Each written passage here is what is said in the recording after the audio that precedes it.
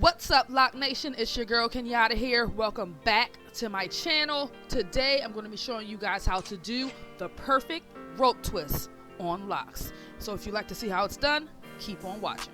We want to start off with two sections, okay? And the secret to doing a cute rope twist is to twist as you twist, if it makes any sense. So what I'm going to do is twist this right strand to the right, okay? And I'm going to also twist this left strand to the right, all right? And then I'm going to twist them around each other, just like so. And we're going to twist this one to the right over here, this one to the right here, and twist them around each other, okay? And we're going to continue down the braid. Continue to twist as we twist. So I'm going to twist this right strand to the right.